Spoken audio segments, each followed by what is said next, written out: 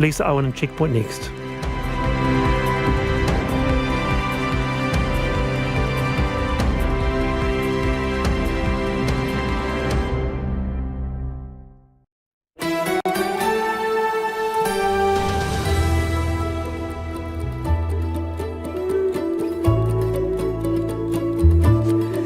Te whakarongo mai koe ki te reo irirangi o Aotearoa. This is Checkpoint on RNZ National. I'm Lisa Owen. Haere aki nei, health authorities are contacting patients cared for by a fake doctor at Middlemore Hospital, and several investigations are underway, not least into how he got the job. Air New Zealand shed about 4,500 staff during COVID. Now it's cutting flights because it doesn't have enough crew. There's demand for designer dogs and a quick buck fueling an explosion in backyard breeders. Te Tai Tukaro primary kids have some of the worst tooth decay in the country, but some local leaders are in no rush to fluoridate the water. And the gnarl up over an Auckland transit lane, a cash grab or curbing congestion on the weekend? Sky Channel 83 if you want to watch us live. RNZ News at 5. Ahi Marie ko Evie Ashton tēnei. Middlemore Hospital says it's reviewed every patient seen by a man pretending to be a doctor and is deeply sorry. A criminal investigation's been launched after the man was able to work in a clinical role at the South Auckland Hospital for 6 months. Health correspondent Rowan Quinn reports. Middlemore says the man started work in their respiratory clinic in February, seeing patients under supervision. He was stood down 10 days ago when concerns he wasn't a registered doctor were raised, and he was formally sacked yesterday. The hospital's chief medical officer, Andrew Connolly, says they've reviewed records of every patient seen by the man, including treatment plans and the dispensing of any medication. He says there are no initial signs of any problems with their care, and staff are now contacting each person. Authorities have identified a fourth case of monkeypox in New Zealand. The Health Ministry says the patient, who has recently returned from overseas, is currently isolating in the South Island following a positive test result. A spokesperson says there's no evidence of community transmission from this case, and public health staff have assessed the risk of transmission from it as low. Despite high rates of tooth decay, the Far North Mayor says the new compulsory fluoridation order is confusing and happening too fast. The district is among 13 ordered to fluoridate some drinking supplies by June 2024. In the Far North, more than half of adults have at least one tooth removed due to decay, infection or gum disease.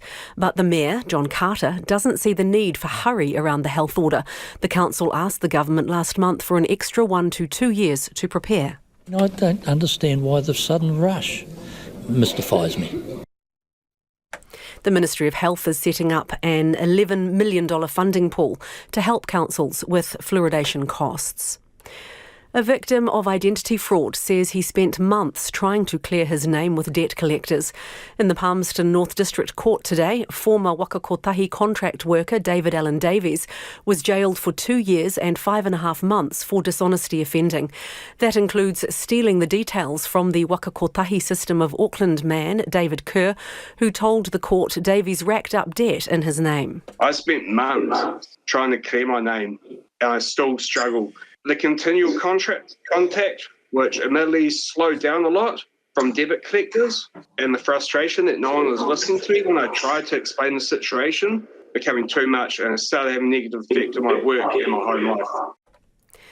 David Kerr says the offending left him stressed and forced him to leave his job.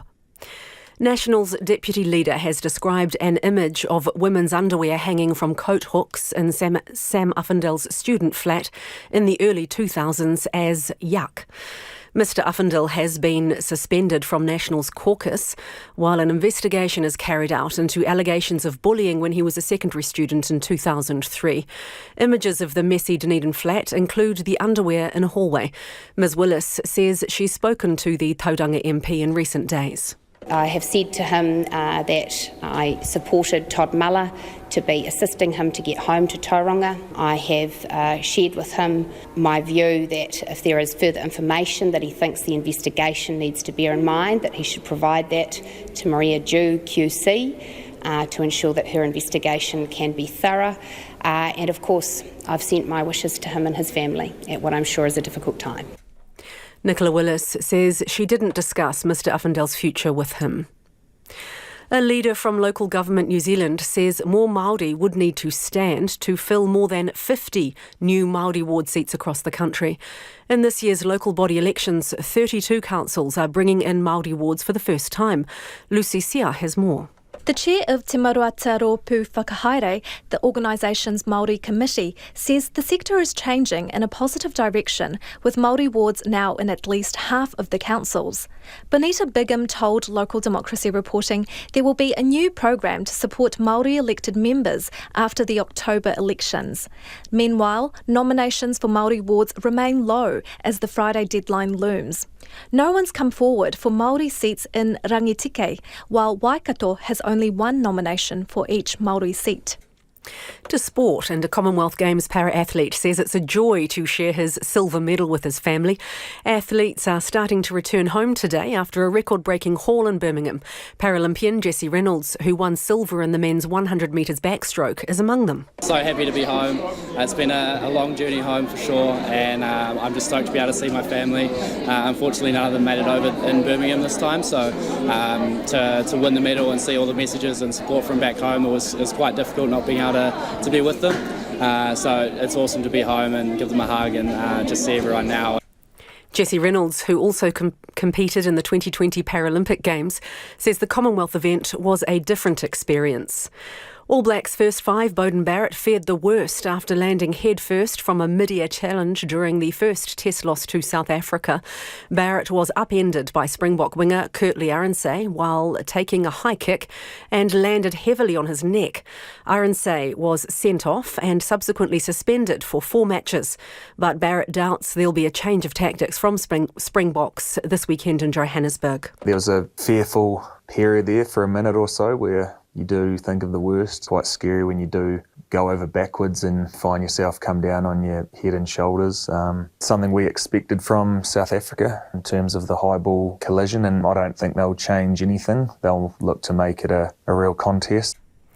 And New Zealand has survived a final 3-over blitz from the West Indies to win the first T20 in Jamaica by 13 runs. Batting first, the Black Caps posted 185 for 5 and appeared to have the game well in hand until an unbroken 8th wicket stand between Romario Shepherd and Odin Smith rattled up 58 off just 26 balls as they clubbed 48 runs off the 3 overs and threatened an unlikely win.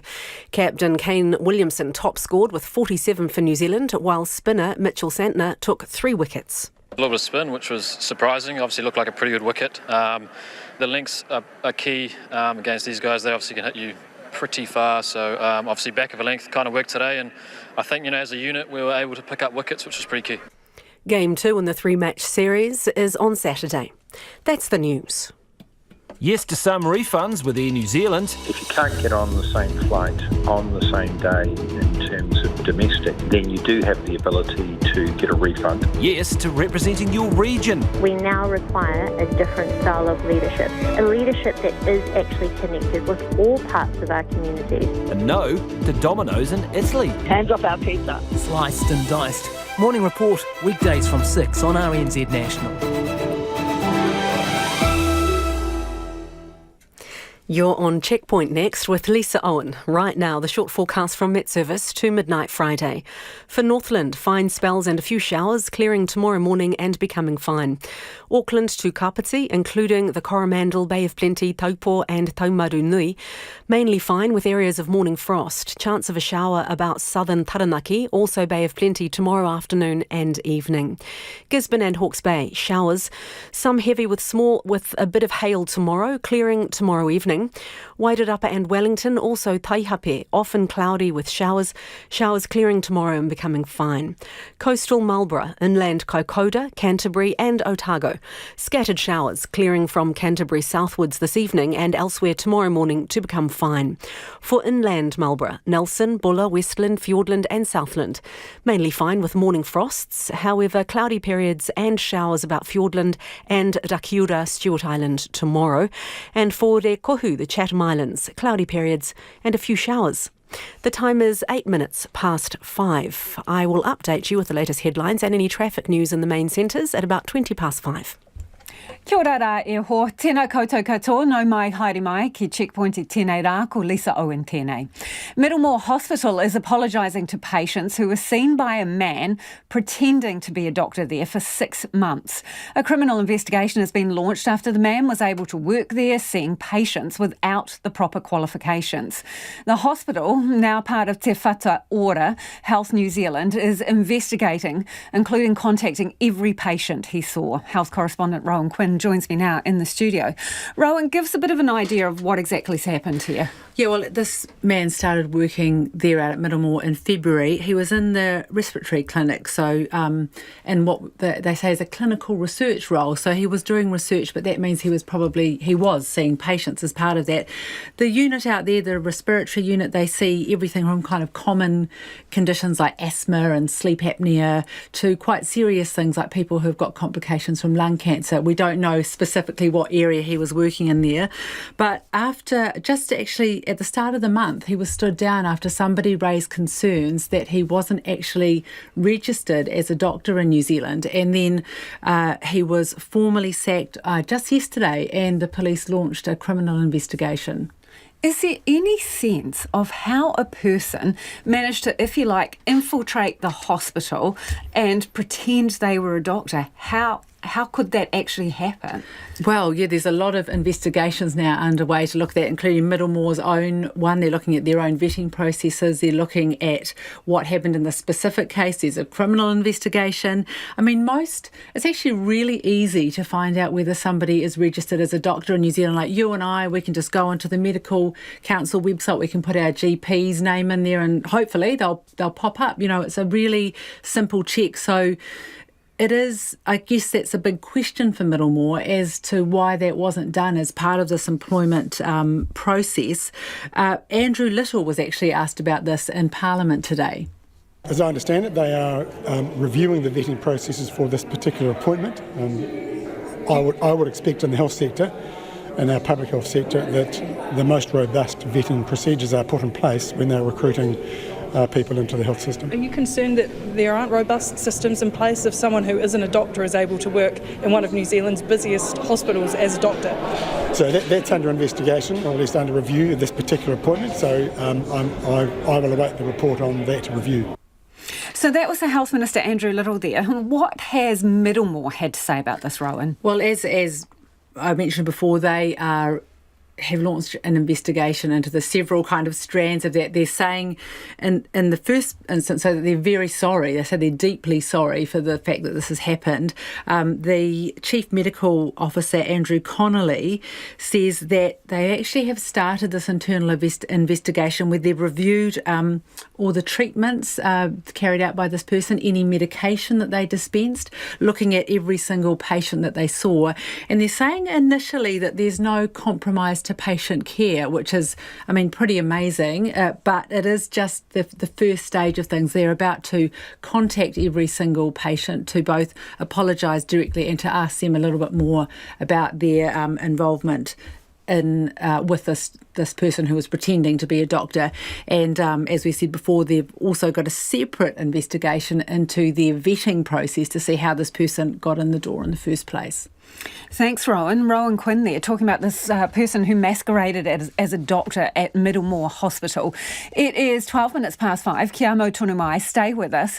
You're listening to Checkpoint on RNZ National. Te Tai Tokerau children finishing primary school have the worst tooth decay in the country. But the Far North Mayor says the new compulsory fluoridation order is mystifying him and happening too fast, and he still doesn't know how his council's going to pay for it. Sam Ollie was at the District Council's hui today.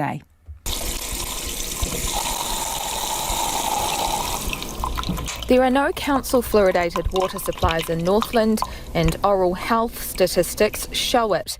In 2020, 60% of kids had tooth decay by year 8.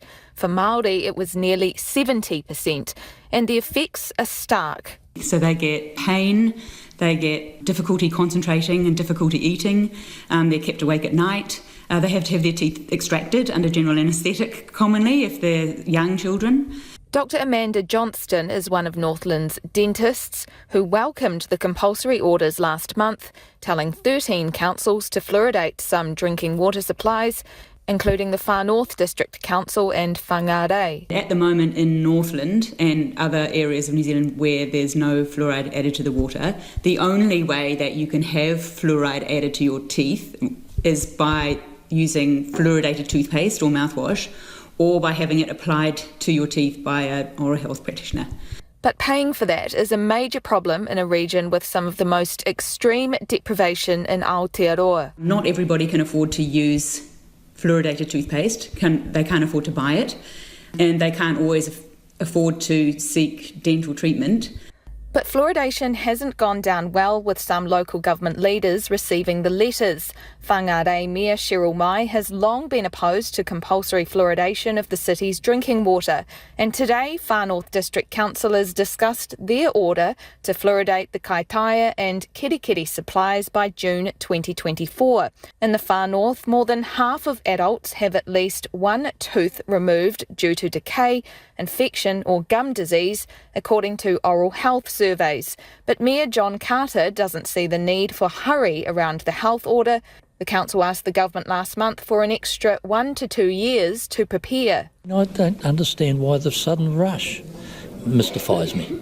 It will cost $800,000 to set up and $100,000 every year thereafter to operate.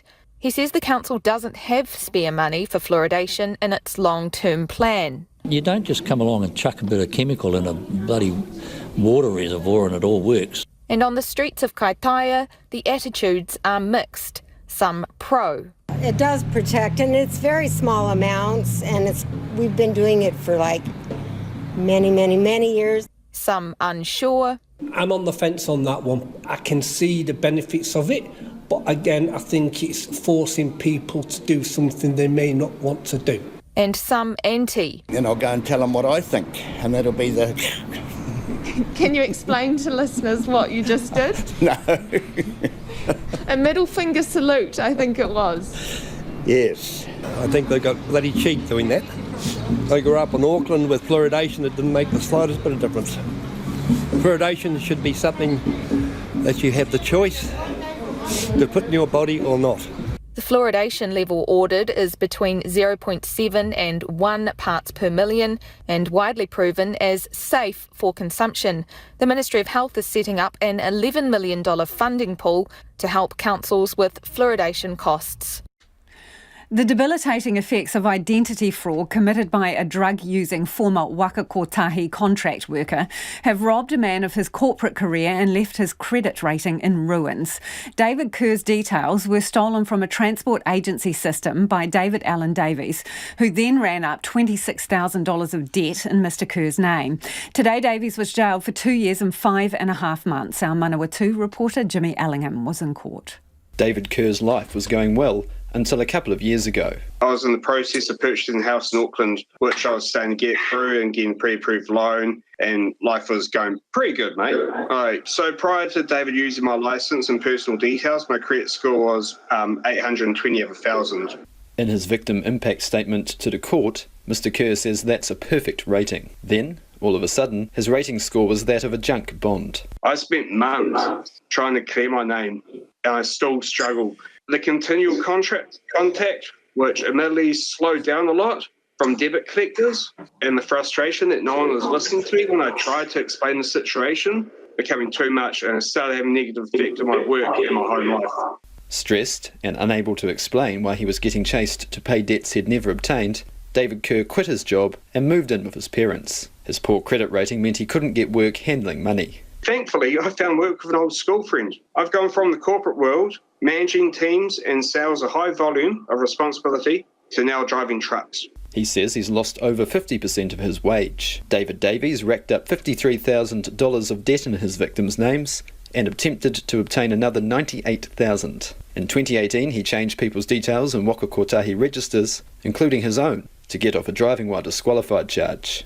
Davies claimed he was forced to do this by gang members standing over him, who made him obtain credit to pay the drug debts of a boarder living with his mother. But the boarder says Davies was a drug user, and his offending was funding his habit. Defence lawyer Keela Peter says Davies has written to credit agencies to explain his offending to help his victims. He argued for Davies to serve home detention. My client is truly sorry for his offending, not just in relation to Mr Kerr, but he is contrite in relation to all the victims across the board for his offending.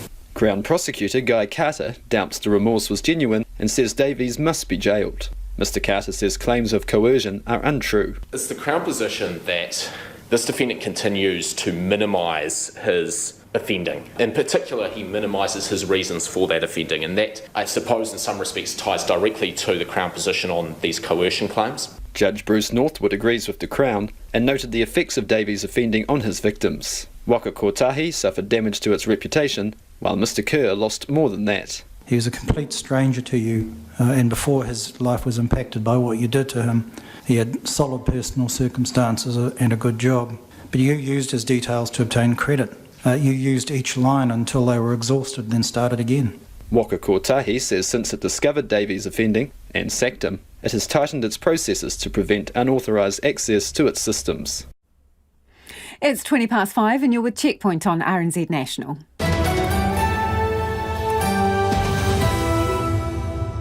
Homai o whakaaro, we would love your feedback on anything you've heard on the program this evening. Would be keen to hear thoughts on Dr. Imposter at Middlemore Hospital. This is a person who worked there for 6 months under the guise that they were a doctor and they're not. Investigations have been launched. How could something like that actually happen? We'd love to hear from you if you've been notified that you are a patient of this person. You can text us on 2101. You can tweet us at Checkpoint RNZ, or you can send us an email. The address is checkpoints@rnz.co.nz. Time for the headlines now. Ko iwi anō tēnei. Ora Lisa. Middlemore Hospital says it's deeply sorry and has reviewed every patient seen by a man pretending to be a doctor.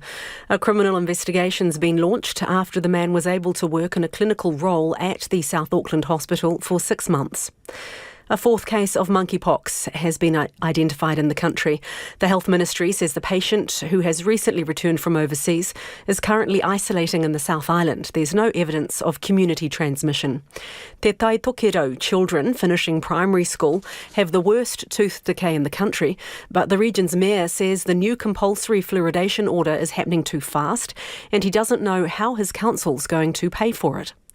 In the Palmerston North District Court today, former Waka Kotahi contract worker David Allen Davies was jailed for 2 years and 5.5 months after he stole details from the Waka Kotahi system of Auckland man David Kerr and racked up thousands of dollars of debt in his name.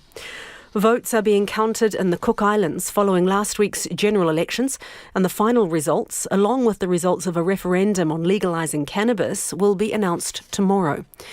And Commonwealth Games athletes are starting to return home today after a record-breaking haul in Birmingham. And para-athlete Jesse Reynolds, who won silver in the men's 100 metres backstroke, says it's a joy to share his silver medal with his family. Those are the headlines. Looking at traffic, I have happily nothing to report. Our next headlines and any updated traffic news will be at 20 to 6. Good news, Evie. Ngā mihi. Tens of former Air New Zealand workers made redundant during COVID are yet to be hired back, despite the airline cutting its flight schedule due to staffing issues. The national carrier's had its highest rates of crew sickness in more than a decade, leading to flight cancellations. So it's cutting back its domestic and international schedules to 90% of pre-COVID capacity for the next 6 months, and that includes the busy summer holiday period, and it's to ensure it's got backup crew to step in. The changes mean disruptions for about 100,000 people. Now, during COVID, Air New Zealand shed 4,500 workers, and Union Air2 says some of them are keen to fill the gaps. Its head of aviation, Savage, joins us now. Tēnā koe. Oh, hello there. Can you give us an idea of how many of those crew who were made redundant are available now and haven't been hired back or don't have contracts with Air New Zealand? We can't put an exact figure on it. We would say probably between 30 and 40 who currently are wanting to return and are not quite sure why it is that Air New Zealand doesn't want to hire them. Have you got any thoughts on that? Are they too expensive for the airline, or are they the workers, that they just simply don't want for whatever reason? We're not quite sure, to be honest, and that's part of the problem, that when they have contacted us, former cabin crew, to say, look, I'm having this problem, Air New Zealand has written to me and said that they're not prepared to carry on with any more application or to carry on with my application. They've had trouble finding out from the airline exactly what it is the barrier is to them coming back. So a lot of the union's effort in working with these people is just to help them get the information they need, and that seems to be the biggest barrier so far. Are they substandard workers? Well, we don't know that. Certainly the people that we've talked to, there's just no indication at all that there should be a problem. Now, everyone knows there might be the odd person here and there that the airline doesn't really see as fit and proper to fly again, but the crew that are contacting us, there just seems to be nothing in their record or in their past that would indicate that they're not someone that's suitable. And when they've tried to get their file from Air New Zealand, their employment file, they haven't been able to, and there's been all these kinds of barriers. Now, to be fair, we've been putting a lot of pressure on the company and talking to them about it for a number of months now, and they have started to improve their process. They're actually having one-on-one conversations with each of the crew that applies to talk to them about it, and that's improving things. And there are certainly some people that are now coming back that previously wouldn't have been, but there does seem to be some sort of barrier for crew, and so we're just trying to work our way through that as best we can. Do you agree with Air New Zealand's logic in terms of it cutting its flight schedule and through the summer as well? Wouldn't you expect people to start to come through the revolving door of sickness when we get through winter? Well, I mean, in terms of the domestic schedule, we can see the sense in looking ahead and understanding what their capacity is to service those flights and being realistic about it. So in some ways, it's not a bad idea to call it out right now to say, look, we actually don't think we're going to be able to, support this many flights. So in that respect, we understand that. But in terms of for international flying, one of the concerns for us is obviously that they're looking at what they call wet leasing an aircraft, where they lease an aircraft and the cabin crew comes with it, to cope with the fact that they won't be able to train enough cabin crew in time. So they're bringing in overseas workers to potentially do jobs that you think New Zealanders could have? Yeah, potentially. Now, at this stage, they're still in talks, and they've come to us a couple of days ago to be open about that. But obviously, any kind of outsourcing is not favourable for New Zealand workers. We're open to working with the company if we can find a way to avoid that kind of leasing approach. Then we're certainly up for the conversation. As far as possible, we just want that work to go to New Zealand crew and New Zealand workers. Appreciate your time this evening. That's Savage, who's the head of aviation for the Air 2 union. A petition has been delivered to Parliament calling for the Russian ambassador to be expelled and for New Zealand to sever diplomatic relations. New Zealand's Ukrainian community, along with National ACT and the Greens, have repeatedly called for the ambassador's expulsion. But the government maintains sanctions are still the best course of action. Here's political reporter Giles Dexter. Georgy Zoyev is Russia's ambassador to New Zealand. He remains so despite parties across Parliament wanting him expelled ever since Russia's invasion of Ukraine began. A petition delivered today hopes to make it official. All democracies should just expel whoever represents this terrorist state. Roman Kashpir is behind the petition. He says a number of countries have already thrown out Russian diplomats and wants New Zealand to follow suit. This step is probably a good symbol of New Zealand joining the camp of Western democracies which are standing with Ukraine and in this way fighting for Ukraine. Mr Kashpir was met by a cross-party cross-section of MPs and a contingent of Ukrainians living in New Zealand. Alexander Gunchenko, who's been in New Zealand for 23 years, says the last few months have been constant worry. I talked to some of my friends all over Ukraine, and you could hear it. You can hear it, we're talking oh, should I go? No, I'm probably going to stay. Not this time. Well, you probably should go. You should go find a shelter. It's quite hard, especially being so far away. So, things like petition and support from local government is very important for us. Labour MP Gaurav Sharma accepted the petition and delivered it to Parliament. That's despite the Prime Minister and Foreign Minister maintaining sanctions and asset freezes remain the best options to put pressure on Russia. It is a humanitarian issue, and we all sympathise with what's happening in Ukraine. At the end of the day, this is one of the processes of getting your voice heard in Parliament. The Prime Minister says expelling Mr Zuyev remains on the table, but she reiterated her preference for the existing tools. The expulsion of diplomats from one country would lead inevitably to the expulsion of our people in Russia.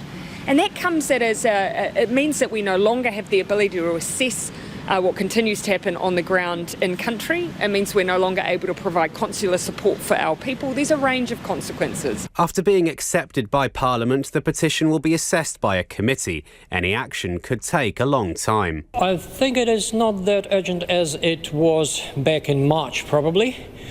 We do have time to act now, but we should be aware that this time is bought by blood of Ukrainian civilians and soldiers. Today, Parliament also hosted Ukraine's ambassador to New Zealand, Vasily Miroshnichenko, who is based in Australia. Alexander Gunchenko says the visit is incredibly significant. Now we can communicate directly with Ukraine, so whatever act we do, whatever petition we want to sign, or whatever fundraising events we want to organize, now we can have direct contact with Ukraine. Georgy Zuyev has continually refused to appear before Parliament or be interviewed by media. RNZ asked him to comment on the petition. The embassy says he's out of the country and unavailable for comment. Crowds gathered at Auckland International Airport today to welcome home the first lot of Kiwi athletes after a record-breaking Commonwealth Games. The athletes are bringing back the most medals ever won by New Zealand at any away games. Finn Blackwell was there. A warm, well-deserved welcome for some Kiwi champions. Athletes representing New Zealand at the Commonwealth Games have brought a staggering 49 medals back. Of those, Kiwis grabbed 20 gold, more than ever before. Family, friends and supporters waiting at the gate said the athletes had done the nation proud. Among them was paraswimmer Jessie Reynolds' parents, Neil and Tracy. Absolutely over the moon. So proud. Fantastic. It's been a long Beyond time proud. coming. Jessie has worked for a very long time and worked his butt off, really. And to see him get a silver medal, it was just mind-blowing. Jessie took silver in the 100 metres para backstroke. So happy to be home. It's been a long journey home for sure, and I'm just stoked to be able to see my family. Unfortunately, none of them made it over in Birmingham this time, so to win the medal and see all the messages and support from back home, it was quite difficult not being able to be with them. So it's awesome to be home and give them a hug and just see everyone now. Reynolds also competed in the 2020 Tokyo Paralympic Games and says the Commonwealth was a different beast altogether. So just the difference between a Paralympic Games and a Commonwealth Games is very different for us para-athletes, just because we get to mix and mingle with a whole bunch more people and new people as well. So it's been really cool to get to know a lot more of the able-bodied team and be part of a really successful swimming team as a whole. Bronze medalist Leiwila Ma'u won in the super heavyweight boxing and says he's happy to be home. I was looking forward to coming home and bringing the medal, show the fans, but I'm happy overall. Yeah. He says it was a thrill to compete against such strong opponents. It was an eye-opener to see the other world-class fighters out there, and that I could stand and go toe-to-toe with them. Shift emission Nigel Avery says this year's competitors gave it their all. I think regardless of how they went, it was going to be an amazing experience. There's a great group of Kiwis, but I think 20 goals is pretty spectacular. I didn't have any preconceived ideas of what we would or could get, but when they started rolling in, we'll take them, and it was a great team effort. For now, some celebrations, reunions and cheers for the country's champs. And it is 28 minutes to 6. Now, in breaking news, multiple police officers are at the scene of an incident at an address on Moncrieff Avenue in the Auckland suburb of Clendon Park. In a statement, police say inquiries are in the very early stages. However, there is no immediate risk to the public in relation to this incident. Our reporter Nick Trubridge is on his way, and we'll have more on this later in the programme. And as I said, 27 minutes to 6. Kia amo tonu mai. Stay with us. You're listening to Checkpoint on RNZ National. It is time to go to the business news now. Ko taku hoa in INA, ko Nona Peltier, who joins me in the studio. Annual house price inflation has dropped into negative territory for Nona. Nona, this must have been a long time since this has happened. 11 years. Okay. So it's a fair while. And, you know, it's not as bad as some were expecting. So the drops were anticipated. The forecast is for a drop of something like maybe 12% over the year, and then a plateau some economists are talking about. But in the meantime, prices are definitely falling in some of the main centres, not all. Auckland is one of the weaker points, but so is Wellington. Christchurch is doing better, and so it depends on where in the country. Overall, though, the median price fell to $810,000. And so that's the first time we've seen an annual drop for a while. And I guess it's not the last time we're going to see one. Okay, still on the subject of housing, a 55-storey apartment development has been green-lit in Auckland Central. I mean, what do we know? Well, it's a Melbourne-based property company that wants to build it. It's in early stage development. They have the resource consent. One of the things that's going to be a feature of this particular building is a marketplace on the ground floor. Fewer parking spots than you might expect, and that's partly because it's going to be very near the City Rail link that's going in. And how many apartments do we know now? 357. Some of them are going to be family-sized units. Others will be one-bedroom units, so there'll be a mix. And it's sort of developed for the time. So it will have a marketplace on the main floor. It has a bigger footprint on the piece of land than you would normally see. And that's because of this retail development that's going with it. So it's going to have a wellness centre and those types of things that you might expect to see in a busy downtown area. Early days, but will you know what price point they're aiming at? It depends. So on the lower end, the one bedrooms will probably be for those young urban professionals. Otherwise, in the old days known as yuppies, these days known as yogo. Yeah.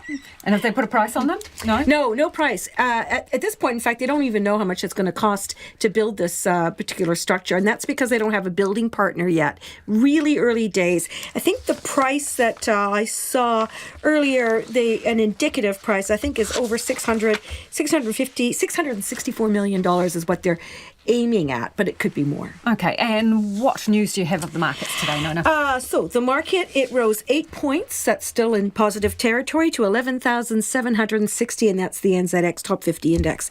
Dollar is also stronger today, and that's mostly because the US dollar tanked overnight after inflation data was not as strong as some were expecting, which means that the US Federal Reserve might not need to hike interest rates as quite as high at 63.9 US cents, 90.4 Australian, and 52.4 British pence. Thanks, Nona. Ka kite. Nona Peltier there with business news. Musicians set to play at a council-run Wellington festival in the capital have been calling out organisers for cutting their pay. A number of musicians who were meant to play a cancelled show last year say they were offered less money for this summer's gig because of an increase in supply costs. The Wellington City Council admits it made a mistake and is vowing to make things right. Rosie Gordon reports. The colourful lights, the crowds, and of course the local tunes.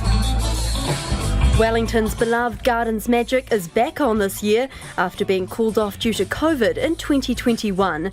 But for the musicians invited to return to the Botanic Gardens, the experience has been far from, well, a walk in the park. Here's musician Richard Tione. My understanding is that council have decreased the offer to the bands or the musicians or the performers at Gardens Magic, and that they've done that apparently based on an increase in supplier costs, as if musicians aren't suppliers.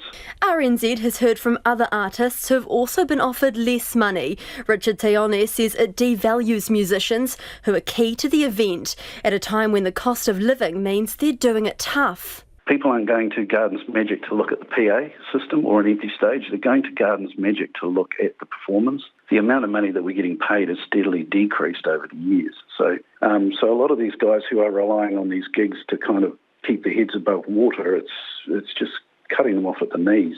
Musician Julie Bevan and her band decided to return to the lineup this year despite being offered a reduced pay. It is several $100s less than it was last year. It pisses me off. It makes me really angry that we're being offered less. Julie Bevan says that would leave each band member with about $120 each. The prospect is stressful. Well, it's huge. I have seen my income drop steadily for the last 20 years. Playing festivals that are not based in Wellington are not even financially viable anymore. It also has a huge mental health impact on our self-esteem, our sense of self-worth. But the council says the lower pay offers were all a mistake. Gisela Carr is the head of creative capital for the Wellington City Council. It's not the council's intention nor position to cut the artists' fees. But what happened is actually a genuine mistake. We've got a new producer this year. He was working initially with artists whose concerts had been cut as a result of COVID. And he's also facing escalating costs to do with delivering the project as a whole. And that led to him making an offer that was less than had been paid. The council's not sure how many performers are affected, but is vowing to right this wrong. Ms Carr says they'll take another look at this year's events budget and pay the musicians what they were offered last year. It really is a mistake. We're very apologetic and we're fixing it. Performers are welcoming that news, including Ben Emerson, the creative director of Which Music Theatre, who says their pay was set to be slashed by 33%. He hopes what's happened with Gardens Magic is a lesson. I think we all really appreciate it. We need the investment to continue, and if anything, it has to reflect the cost of living right now, and that's really hard. And if we want to see cool local art, we've got to invest in it. The council aims to get in touch with musicians this evening and tomorrow to ensure their pay offers go up and the show goes on. It's 20 to 6, you're with Checkpoint on RNZ National.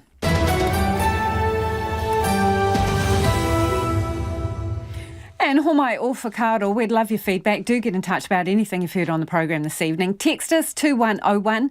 You can tweet us at Checkpoint RNZ, or you can send us an email, checkpoint@rnz.co.nz. Let's head to the headlines. Ko ewe anō tēnei. Tēnā koe, Lisa. Auckland police are attending an incident at a house in the suburb of Clendon Park. They say their inquiries are at a very early stage, but there's no immediate risk to the public. An Air2 union spokesperson told Checkpoint that up to 40 Air New Zealand staff members who were made redundant during the COVID-19 pandemic are currently wanting to return to their jobs and don't know why they've not been rehired. Police are investigating after a man worked at Middlemore Hospital in a clinical role for about 6 months, but was not a doctor. Every patient who saw the man pretending to be a doctor at the Auckland Hospital is being contacted and their situation reviewed. A petition calling for the Russian ambassador's expulsion has been delivered to Parliament. Georgi Tsuev has refused to appear before Parliament. The petition was accepted by a cross-party cross-section of MPs. A teenager has appeared in the youth court charged with the murder of a man whose body was found in a remote eastern Taranaki campground earlier this year. He's been remanded in custody to a youth facility to appear in the High Court in New Plymouth later this month. And dozens of prominent US and international economists have asked President Joe Biden to restore $7 billion of frozen funds to the Central Bank of Afghanistan. They say the money is desperately needed as 70% of Afghans can't meet their basic needs. Those are the headlines. Looking at traffic, all the main routes and all the main centres look to be clear. Our next news and weather is at 6. Ngā mihi, Evie. Well, next, the kind of traffic story that really grinds some people's gears. Tickets, hefty ones for driving in transit lanes. Listen up if you're out there at the moment driving. Specifically, Remuera Road in the Swish Auckland suburb. It has a transit or T3 lane. Now, that means you can only scoot down it if you have at least 3 people in your car. It's to help traffic flows at peak times, in this case, Monday to Friday, 7am to 10am. But the Remuera Road transit lanes also been operating Saturday and Sunday, 11am to 3pm, when some locals say it's just a cash grab. Well, joining us now is Auckland Transport Head of Transport and Parking Compliance, Rick Bidgood. Hi, Rick. G'day, Lisa. How are you? I'm very well, thank you. How much do you make from this transit lane on a Saturday and Sunday in ticket revenue? Well, this is quite an old story, Lisa, because that concluded in May 2020, so it's a little bit more than 2 and a bit years old. So the trial for that was a 6-month initial trial, kicking off on the 2nd of December 2019, and it concluded circa May 2020. And there's been no action since May 2020. So can you explain the sign that locals say has still been up there? So, of course, with regards to March 2020, we had COVID come to town first time round, and then for us to change out a trial, there's a requirement for us to do a formal report to close out. So that wasn't completed due to COVID until October 2021. So we had a series of quite significant catch-up to do with 2 blockouts of COVID. So we concluded that trial. The project was closed out in October 2021. Then all the signage rectification for quite a serious backlog of works was completed just recently. So I think somewhere between 3 and 4 weeks ago, the signage was rectified, but there hasn't been any compliance management against that since. So there's kind of the nub of the problem, isn't it, for locals? While you might have been doing this work behind the scenes, you were still displaying the sign that told them not to drive in that lane. That doesn't seem particularly efficient when you're trying to stop traffic, nail-ups. Yep, we're not trying to block anything with regards to the traffic nail-ups. It's just during that time frame we were bound by COVID, basically, unfortunately, with regards to what we could physically achieve. So, yes, incredibly unfortunate that during that time frame we couldn't rectify the signage much sooner, but with the tens of thousands of kilometres of managed curb line we've got, there's quite a lot to play catch-up on. So but why again, exactly did COVID... Sorry, I'm also not quite understanding why COVID stopped you swapping the sign out. Oh, just with regards to, there's a requirement for us to do a formal closeout report to enable change. So we do a consultation going in, then we do an initial change through the Traffic Control Committee, and then also we have to do a closeout report. So that's quite a detailed report with regards to what were the findings of that particular trial. Rick, I don't mean to interrupt, but this sounds like bureaucracy gone mad. For a simple transit lane to swap out a sign to allow people to use that lane, and in allowing them to use that lane, you were probably achieving your end result of moving traffic through there in a more efficient way. You couldn't manage to do that? Unfortunately, the signage just took a great deal of time to go out due to that closeout report, Lisa. Very unfortunate, but that's unfortunate, and that just transpired. Okay, so there wasn't any enforcement against that for quite some time. Okay, years. So you have not given any tickets in that lane since you started doing the report, or at what date did you cease giving out tickets? That would have been, let me just have a look at the dates. It would have been prior to May 2020. Okay, so during that time... 11 to 3. The 11 to 3. Yeah, right. So the Saturday and Sunday. So just for the record, so people know where they stand, it's sweet. You can drive down that particular lane on a Saturday and Sunday, no problems at all, even though there isn't a proper sign there at the moment to green light people. It's good to go, no ticket, no problem. No ticket, no problem, and that signage was changed out about 3 weeks ago, Lisa. Well, it's got a sticker over it in the what locals have said. It's got some kind of patch-over job on it. But, Rick, I'm just curious, if this has been an issue on Remuera Road, have you got any other spots around the place that you have changed your policy on but you haven't changed your signage? Not that I'm aware of, Lisa. So there was, with regards to that was all in conjunction with Westfield opening a new market, and there was a whole impact study with regards to traffic flows and traffic movement and getting ready for Westfield to reopen. So there's quite a lot of change in that particular zone. So there was changes on Force Broadway, changes on Kuiper Pass, but they're all enacted correctly and efficiently with all the correct signage and markings. The only one that we couldn't close up on because we completely removed the 11 to 3 was that area on Rimmers Road. Really appreciate you clarifying that for us, Rick. That's Rick Bidgood, who's with Auckland Transport. He's the head of Transport and Parking Compliance. And you heard it here. The signage may not be 100 PC, but it's okay to drive down that lane on a Saturday and Sunday. No tickets. It is about 13 minutes to 6. Kia mau tonu mai. You're listening to Checkpoint on RNZ National. In a startling illustration of the impact of climate change in Europe, the Rhine River is a vital artery for trade and transport for centuries, and it is drying up. By the end of this week, it will be virtually impassable at a key point for the barges, which carry heavy cargo for businesses all along the river. CNN's Christina McFarlane has more on Europe's drought. Extreme heat that has plagued much of Europe this summer, combined with little rainfall, is causing dangerous drought conditions. New data from the European Drought Observatory found that 63% of the land in the European Union and the UK is either under drought warnings or alerts. That's about the same size as India, and it has farmers worried. There have been a lot of heat waves, but it's mostly the lack of rain that damages the crops. We've had other heat waves, we've seen some already, but when they are combined with a lack of rain, then it's catastrophic.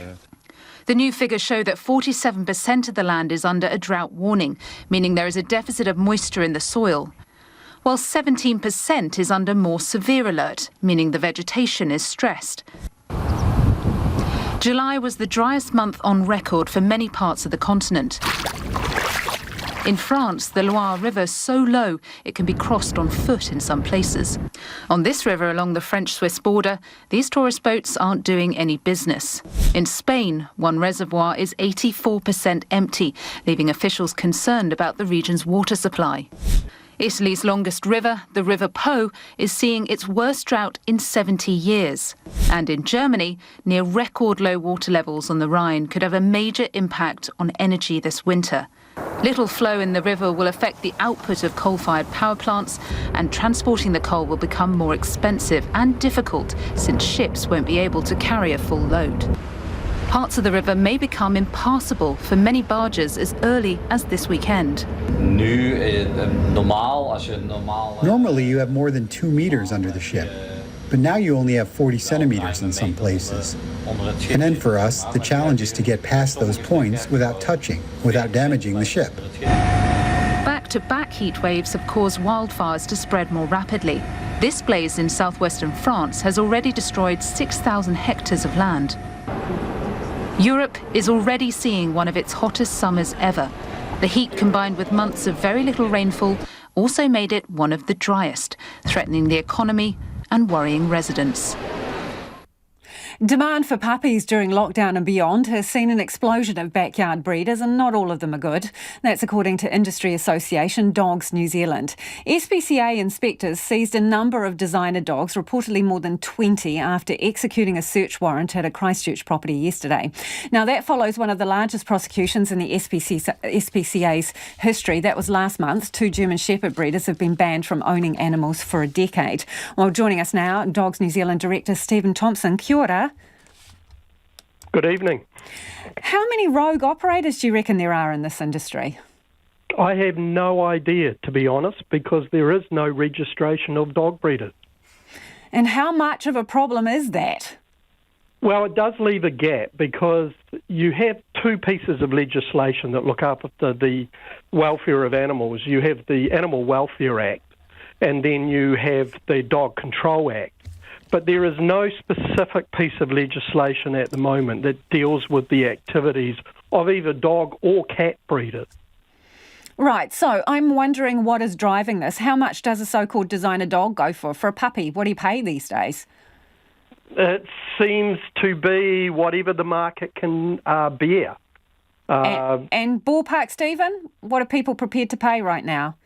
Well, I've been told that puppies are going for anywhere between $3,000 to $6,000, $7,000, $8,000 a pup. And so that's big money, right? What role do you think that's playing in these breeders popping up? I think whenever you've got a demand in a market, you're going to have a supply that's going to meet the demand. It's basic economics. Is it greed on the part of some people, given the numbers of dogs we're seeing involved in some cases? I think there is some people that have been attracted by the money, but there is a large number of people that have got into dog breeding because it's their hobby, and they make up the bulk of our membership. Do you agree that you need more regulation then? I think there needs to be some regulation in the industry. But you've got to be very careful with the legislation. You want not to punish the breeders that are doing the right thing, that are looking after the health and welfare of the dogs involved. Because if you become too punitive, you drive it underground, and that's what you don't want to do.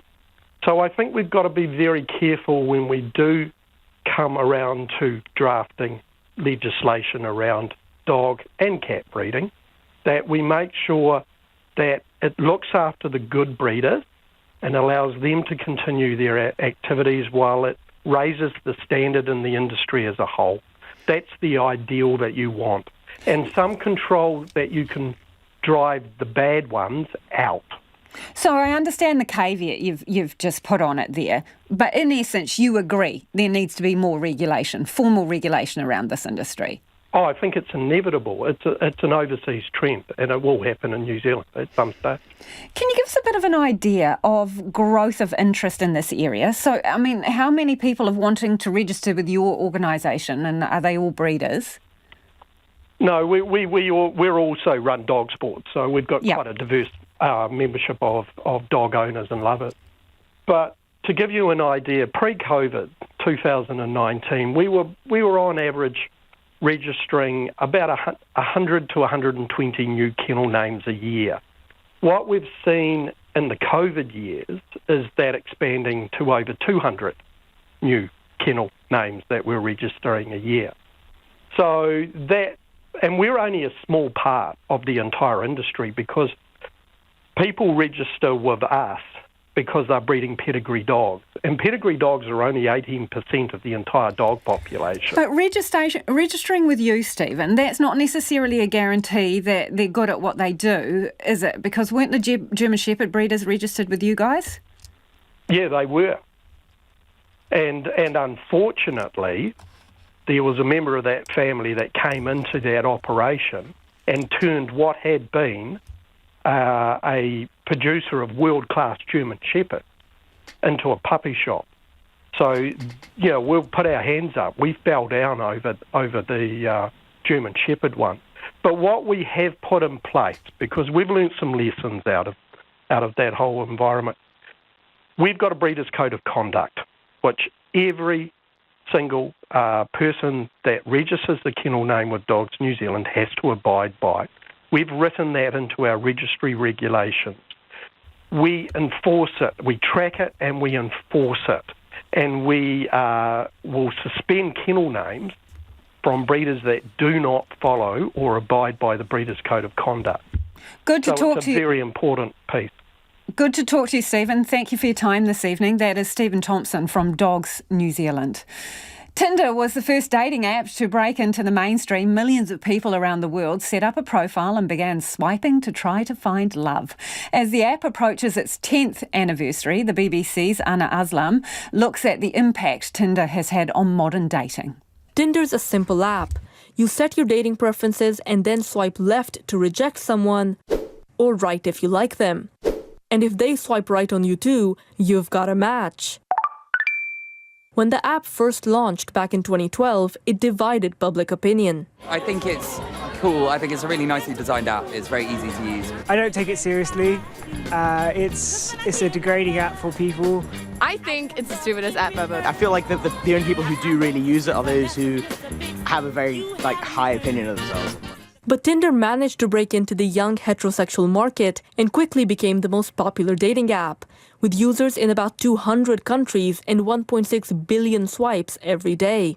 Over the years, other mainstream apps such as Bumble and Hinge followed. There are now apps for everyone, from those hoping to date a millionaire to those looking for someone who has the same food allergies as them. The relationship expert Phil Ward says it's all too much. Back in the day when it first started, these apps used to be absolutely amazing because people were on there for one reason and one reason only, to find a relationship. Unfortunately, as they've got more popular, something called FOBO has come into play, the fear of better options. So people have too much choice and cannot make up their minds on constantly skipping from one person to another. There's no denying that apps have changed the way we date in the 21st century. A recent British study estimated that more people will meet their partner online than offline by 2035 if current trends continue. And American research suggests that people from the LGBT community are nearly twice as likely to use dating apps. As more and more people turn to swiping, the way we talk about dating has also changed, with words like ghosting, catfishing, and cuffing season becoming part of our everyday language. From personal ads in newspapers to video cassette dating services, the platforms people use to find love have evolved throughout history. Tinder may not be as popular as it once was, but over the past decade, it's helped millions of people trying to find love at first swipe. Some of your feedback now, a lot of you getting in touch about transit lanes. This is a story we were doing about a lane in Remawera. Locals saying they should be allowed to drive on it in the weekends, and it turns out they can. That local authorities were doing a report on it, but they didn't change the sign, even though they changed the policy, changed the sign only recently. This listener says, oh, sure, blame COVID. Didn't these slack asses work from home? That's from Terry. Another person says, transit lanes are a rort. Speed camera fines are $30. Transit lane infringements, $150. AT are dead set involved in a shakedown. Another listener says, Saturday bus lanes are bullshit. They have not changed anything, and look at Khyber Pass. 7 days, 7 till 7, followed by 4 question marks. Another person says transit lane fines need a class action challenge. The level of penalty far outweighs the damage caused by the crime. AT, you suck, this person says. And a general comment on the traffic in Newmarket. Newmarket is a nightmare. They've stuffed up badly, says this listener. Many similar situations nearby. My teacher's son had to pay $150 for travelling a few metres in a transit lane about 9 a.m. on a Sunday morning. In the photos, there was not a single other car in sight. $150 is just too much. If $150 is too much for breaching a transit lane, what should it be? What do you reckon? What's fair if you do that? On Air New Zealand, this person says, Air New Zealand CEO only has one strategy when dealing with adversity. Staff are expendable. Kick them onto the street as per his US training. Now he wants them to come back, says Clive of Napier. RNZ News at 6. Good evening. Kia ora tātou. Ko Evie Ashton tēnei. Every patient who saw a man pretending to be a doctor at Middlemore Hospital is being contacted and their situation reviewed. Police are investigating after a man worked at the hospital in a clinical role for about 6 months but was not a doctor. Middlemore says he used fake documents when applying for his job. The Health Minister, Andrew Little, says every patient he had contact with is being reviewed to check they didn't have any negative outcomes from their dealings with the man. He says the hospital is also reviewing its vetting processes. A Labour backbencher has launched an extraordinary broadside claiming MP on MP bullying is rampant within Parliament and facilitated by those supposed to prevent it. The Hamilton West MP, Gaurav Sharma, has published a column in the Herald in which he accuses Parliamentary Service of working hand in hand with the offices of party whips and leaders, including the Prime Minister's office. He says, in his experience, when MPs raise serious concerns about colleagues' behaviour, Parliamentary Service stonewalls the conversation and throws them to the party's whip. Dr Sharma says the whip's office then gaslights and victimises the complainant with the intention of threatening them about their long-term career prospects. A petition calling for the expulsion of Russia's ambassador has been delivered to Parliament. Georgy Zuev has refused to appear before Parliament and retains diplomatic immunity. The petition was accepted by a cross-party cross-section of MPs. Petitioner Roman Kashpir says a number of countries have already thrown out Russian diplomats and wants New Zealand to follow suit. While we have been moving since then, we have been seeing a lot which is in support of taking this off the table and playing this card. The Prime Minister says existing tools like sanctions remain the best options to put pressure on Russia. Satellite images appear to show extensive damage to a Russian airbase in Russian-occupied Crimea that was hit by a series of explosions on Tuesday. The airbase is more than 150 kilometres behind the front line. The BBC's James Reid reports. These satellite images are the first independent evidence of the extent of the damage caused to the Saki airbase. At least 8 Russian warplanes appear to have been damaged or destroyed. Several craters are visible, and a wide area has been scorched by fire. Russia has blamed an accident at an ammunition store, an excuse ridiculed in the West. Ukraine has hinted it was responsible, without publicly claiming to have carried out an attack. There are reports that special forces or partisans may have been involved, or Ukrainian missiles modified to have longer range. Up to 40 Air New Zealand staff members made redundant under COVID want to return and don't know why they haven't been rehired, according to their union. Air 2 spokesperson Savage told Checkpoint there seems to be some sort of barrier for crew, which the union is trying to work through. His comments come as Air New Zealand cuts flights from its schedule so it can have more staff on standby to cover for illness. Its highest rates of crew sickness in more than a decade have resulted in a spate of short-notice flight cancellations. Savage says the company is talking directly to the former workers, which is productive. The Māori Development Minister says the low number of nominations for this year's local elections is disappointing. Several newly introduced Māori seats are struggling to get enough candidates, and some council positions so far have 0 nominations. The dearth of candidates extends to general seats and local boards. Willie Jackson says it's disappointing, but there are probably many reasons for a lack of Māori representation. A real mistrust of the system. Also, if you look in some of the areas, they don't trust the councillors who are around them. Some of them have been very anti the Māori strategy. So I think there's a number. And then is there some apathy? I think there's some of that too. Willie Jackson says there's a lot of work to be done to improve representation. Nominations close tomorrow. A teenager has appeared in the youth court, charged with the murder of a man whose body was found in a remote campground in eastern Taranaki in May. He's charged with murdering Adrian Humphreys and with entering a camper with a weapon. He's been remanded in custody to a youth facility to appear in the High Court at New Plymouth later this month. A Crown prosecutor says a former Waka Kotahi contract worker who dishonestly accessed its systems to change people's details and create fake IDs isn't sorry. In the Palmerston North District Court today, David Allen Davies was jailed for 2 years and 5.5 months for dishonesty offending when he worked at the Transport Agency in 2018. Crown prosecutor Guy Carter says Davies' claim that he was forced into the offending while gang members stood over him aren't plausible. It's the Crown position that this defendant continues to minimise his offending. In particular, he minimises his reasons for that offending, and that, I suppose, in some respects ties directly to the Crown position on these coercion claims. Judge Bruce Northwood rejected Davies' claims of coercion. Auckland police are attending an incident at a house in the suburb of Clendon Park. They say their inquiries are at a very early stage, but there's no immediate risk to the public. And 2 16-year-olds have been arrested after a woman was shot with an air gun in Auckland on Tuesday night. One has been charged with wounding with reckless disregard, and the other with reckless discharge of an air gun. The woman, who's still in hospital in a stable condition, was shot in front of her 8-year-old daughter at Mount Roskill. To sport, and embattled All Blacks coach Ian Foster has garnered sympathy from a surprising quarter ahead of the second test against the Springboks in Johannesburg on Sunday. After the series loss to Ireland and the loss to South Africa last weekend, Foster could lose his job if the All Blacks suffer yet another defeat this weekend. But Foster's counterpart, Springbok coach Jacques Neernaber, says it's tough being the coach of an historically successful side.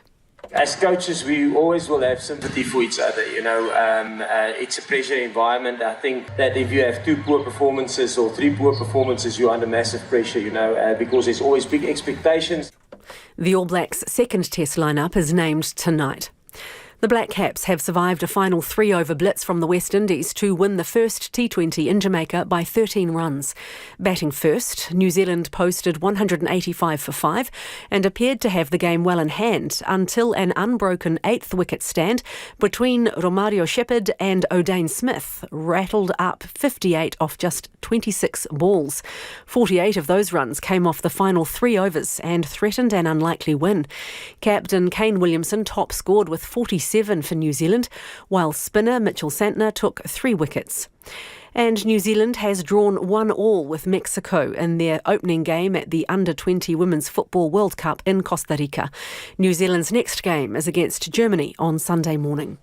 That's the news. This Saturday morning, crikey, even the toughest critic of Meghan Markle might want to stay the hatchet that biographer Tom Bauer brings down upon her. The woman who is calling Gloria Vale to account after 50 years of living there and refusing to leave so that she can bear witness. And Rutine Spooner, actor, singer and star of Thoroughly Modern Maui. Call Kim Hillaho. Join me Saturday morning from 8 on RNZ National. You're back with Checkpoint next, and Lisa Owen. Right now, the short forecast from Met Service to midnight Friday. For Northland, fine spells and a few showers, clearing tomorrow morning and becoming fine. Auckland to Kapiti, including Coromandel, Bay of Plenty, Taupo and Taumarunui. Mainly fine with areas of morning frost. The chance of a shower about southern Taranaki. Also Bay of Plenty tomorrow afternoon and evening. Gisborne and Hawke's Bay, showers, some heavy with small hail tomorrow, clearing tomorrow evening. Wairarapa and Wellington, also Taihape. Often cloudy with showers clearing tomorrow and becoming fine. Coastal Marlborough, inland Kokoda, Canterbury and Otago. Scattered showers clearing from Canterbury southwards this evening and elsewhere tomorrow morning to become fine. Inland Marlborough, Nelson, Bulla, Westland, Fiordland and Southland. Mainly fine with morning frosts. However, cloudy periods and showers about Fiordland and Stewart Island, Rakuta tomorrow. And for Kohu, the Chatham Islands, cloudy periods and a few showers. It's 9 minutes past 6. I'll update you with the latest news headlines at 6:30. Nā mihi iwi, no mai hoki mai. This is Checkpoint, ko Lisa Owen tēnei. Just days after criminal investigators landed on his doorstep, former US President Donald Trump spent hours at a deposition in New York today, refusing to answer questions in a civil case against his company. CNN's political reporter Sarah Murray has more. Donald Trump wrapping up his appearance after nearly 6 hours at a New York deposition where he pleaded the Fifth, which the former president once said was a move for mobsters. The mob takes the Fifth. If you're innocent, why are you taking the Fifth Amendment? Today, Trump changed his tune in a deposition led by Democrat New York Attorney General Letitia James's office, part of a 3-year civil probe into whether the Trump Organization misled lenders, insurers, and tax authorities by providing false financial statements. For years, they've been going after my company. I once asked, if you're innocent, why are you taking the Fifth Amendment, Trump said in a statement. Now I know the answer to that question. He claimed everyone in his orbit was a target, adding, if there was any question in my mind, the raid of my home, Mar-a-Lago, on Monday by the FBI, just 2 days prior to this deposition, wiped out any uncertainty. I have absolutely no choice. The deposition coming just days after Trump's Mar-a-Lago residence was searched. A source told CNN authorities came to suspect Trump's team was not being truthful and may have been withholding sensitive documents that he allegedly took with him when he left the White House. My father has worked so collaboratively with them for months. All of a sudden, on no notice, they sent 20 cars and 30 agents. The perilous week highlighting Trump's mountain of legal troubles. They want to put me in jail. a constant frustration for Trump as he eyes another presidential run. The outrageous civil and criminal harassment in New York and Atlanta of a person known as Donald Trump. Have you ever heard of him? I just want to find 11,780 votes. In Georgia, Trump faces an investigation into whether his efforts to overturn the 2020 election there were criminal. We are going to look at everything until that investigation is complete. And federal investigators are probing efforts to block the transfer of power in 2020, including Trump's attempts to try to stop the election certification and seat fake electors. No person is above the law in this country. Nothing stops us. I don't know how to, maybe I'll say that again. No person is above the law in this country. I can't say it any more clearly than that. Now, we are learning tonight that there are some Justice Department officials who believe the department should make some kind of a public statement about the search at Donald Trump's home at Mar-a-Lago. But Attorney General Merrick Garland has really limited the public statements the department makes on investigations and particularly anything to do with Donald Trump. A search and rescue operation is underway in Greece to find 50 asylum seekers missing since their boat sank in the Aegean Sea near the island of Karpathos. The BBC's Wendy Urquhart reports. Navy and commercial boats were deployed to the scene as soon as the alarm was raised by the Greek Coast Guards. A Greek Air Force helicopter hovered above, training spotlights on the ocean in a bid to help find survivors. But in the pitch black, it wasn't easy. And very strong winds made winching up those who were found a bit precarious. The boat was en route from Antalya in southern Turkey to Italy when it capsized near the Greek island of Karpathos, 38 nautical miles southwest of Rhodes, in the middle of the night. There are conflicting reports about the number of people on board, with some saying there were 60 and others insisting there were 80. These are the lucky ones. Just 29 people who are reportedly from Afghanistan, Iraq and Iran were saved by the emergency services, who said no one on board the boat was wearing a life jacket. Thousands of people risk their lives every year sailing to Greece in rickety boats to start a new life in Europe. Hundreds have been rescued, but 64 have perished already this year. The search and rescue operation in Greece is continuing, but it's likely that many of those who were on board the boat that sank on Tuesday night won't make it. It's been nearly a year since the Taliban seized control of Kabul, but some interpreters who worked with Australian soldiers say their family members are still stuck and remain in danger. Of the 200,000 Afghans who've sought Australia's protection, almost half are still waiting for their applications to be considered. The ABC's Henry Ballow reports.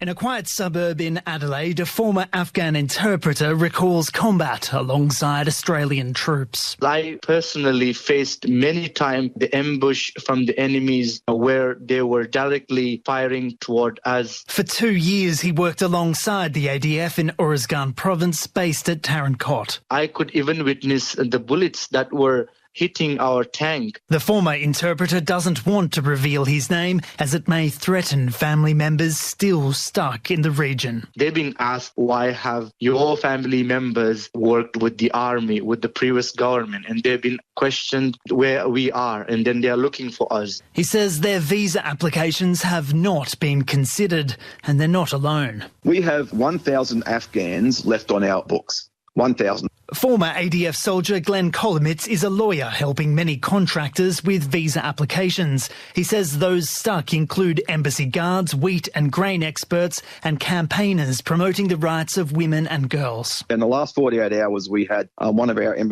former embassy guards abducted, and we expect that when they're abducted, they're killed. So we expect to hear that his remains are dumped in front of his house in coming days. That's the cold, hard facts. More than 6,000 Afghans have been granted humanitarian visas since the Taliban took control. Priority is being given to locally engaged staff, women and ethnic minorities. But Mr. Kolomitz says progress has slowed in recent months. Before the election, we managed to get 3,500 of our former employees visas and evacuations. And since the election, we have had zero visas issued to any of these people who formerly worked for Australia and were told they would be looked after. Since July, 1,100 humanitarian visas have been granted to Afghan nationals. It is unclear how many of these visas were granted to locally engaged staff. The ABC contacted the Immigration Minister Andrew Giles but did not receive a response. Sandra Ahwal-Wright is the Chief Executive of the Settlement Council of Australia. The demand for resettlement is just so great. More than 200,000 Afghans have sought Australia's protection since August last year. Almost half are still waiting for their applications to be considered. This is the effect of conflict, that the demand for resettlement really balloons, and there aren't enough places available to resettle everyone who needs safety. Some former interpreters are now questioning whether it was all worth it. We regret now that why have we even worked for the Australian government, because now the impact of that is implemented on our family members. It is 16 minutes past 6 and you're with Checkpoint on RNZ National. New Zealand consumers are not the only ones facing rising food prices. In the US, despite the fact that inflation was flat last month, food prices are still rising. Groceries now cost about 13% more than they did last year. The cost of food rose faster than almost anything else in July. As CNN's Vanessa Jurvich visited a US supermarket for this report. The key thing to look at is food at home. That's grocery store items. That's up 1.3% in July and 13.1% year over year. So there's no relief there. And food, yes, you can make substitutions, but it's not something you can totally cut out of your budget. Some of the key items where the prices are really still going up, it's meat. It's chicken. Maybe you're going to see a little bit of cooling off on whole milk. That's where we're actually seeing a decline in this report. And also things like eggs. Those prices are still rising. That's a key staple for many people. But actually, Paula, hot dogs, those have dropped in price by about 6.1%. But shoppers here really aren't seeing any movement on prices just yet. And the owner of this store, Klein Supermarkets, he tells me that he hears it from customers. They're asking him, when are we going to see prices drop? He says he doesn't have an answer, unfortunately, and he's not just feeling the pinch on food prices, he's feeling it on everything else as well. It's everything else, from the price of our refrigeration gases to the price of our packaging materials to just delivery charges and extra diesel charges. So we're really getting squeezed on both ends, and it's really making it difficult to set our prices. And a new survey out just this week looked at U.S. small business owners. 37% of them said inflation is the number one pain point they are facing as it relates to their business. Andrew, who you just heard from, says he hasn't taken a loss this year in business, slightly down in profits, but not a loss. He says, Paula, though, if these inflationary numbers on food items don't start to come down, then he could potentially see some loss, because ultimately, Paula, he really doesn't want to be passing these extra costs down to the consumer, but he can only absorb so much. So unfortunately, in this report for food prices, sort of a lose-lose for the small business owner and the American people. It's not even 6 weeks old, but already Australia's new employment services program, Workforce Australia, is attracting a lot of criticism. The new points-based system was supposed to give those on the job seeker payment more flexibility in their preparation to find employment. But critics say the switchover has been anything but smooth. The ABC's Norman Hermant reports. Rebecca Maslin is back from another day of studying towards an early childhood education and care diploma. She's one of more than 800,000 Australians receiving Centrelink support who were shifted over to the new Workforce Australia system last month. I would say the transition was appalling. I guess the lack of information around how to use the system in detail. It's not been a very good experience at all. Rebecca's studying full-time, and she's also completing 240 placement hours to get her diploma. That should mean she doesn't have to apply for jobs under the new system. But she says that's not what her job service provider told her. I feel penalised for choosing to study and to do placement. I often come back from my interviews feeling very frustrated and often in tears because I don't understand how to use the system. Advocacy groups have fielded a barrage of complaints since the system was launched. Under mutual obligations, those on the job seeker payment have to accumulate 100 points a month. Jay Coonan from the Anti-Poverty Centre says if the idea was to provide more flexibility, it's not working.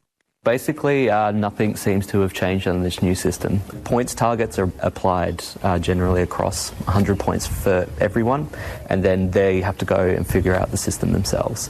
There have been complaints about accessing Workforce Australia online, and that job seekers have been scheduled for face-to-face appointments up to hundreds of kilometres away.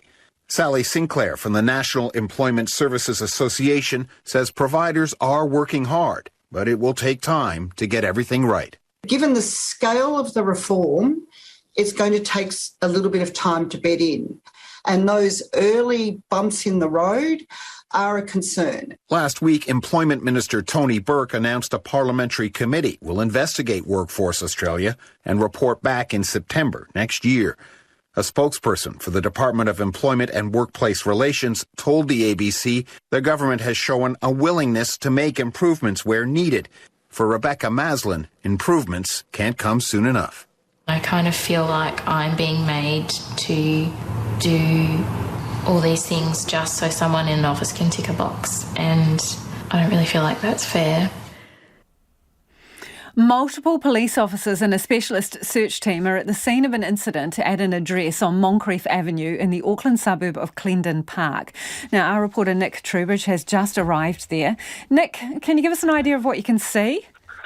Hi, Lisa. Yeah, I'm just standing at the scene now as I talk to you. We've actually just seen a hearse drive in through the police tape here. Several police staff, by the look of it, in boiler suits have just left the property. There's the blue tent that you'll often see at crime scenes like this. We've spoken to a few neighbours this evening. Obviously, they're fairly shaken as they understand that there is a body that has been discovered at the property. Of course, we're still waiting on official confirmation from police, but the presence of a hearse would probably suggest that is indeed the case. Neighbours pretty devastated, really. Usually a relatively quiet suburb. One man saying to me, it's pretty horrible to think that this could be someone's relative, a mother, a partner, a daughter, whatever. In terms of the house, they say that they understand the family has been in there, or the occupants rather, have been in there about 6 months, so it's fairly new to the community, but certainly a shock. Police remain at the scene. I'm just looking now. There's as I say, a number of individuals in boiler suits, probably 6 or 7 walking back to their cars, and that hearse has just pulled up and is starting to back in. Nick, is there anything to indicate it's an ongoing incident? Is there any reason for broader public to be concerned? Look, I think the police in their statement have said basically that there is no need for wider concern. Neighbours are, although shaken, fairly relaxed. A lot of them sort of peering over from their balconies trying to see what's happening. But you'd have to say, despite what appears to have happened, the scene is now pretty subdued, and it's really, as I say, the early stages of the investigation. That hearse has just pulled up, and it looks like they are preparing to perhaps bring someone out. And cordons, Nick? Yeah, cordons remain in place on a section of Moncrieff Street, corner of Moncrieff and Iris Place, and it appears that they will be in place for some time as the investigation continues. Some residents are basically waiting at the end of the street to get into their homes at the moment.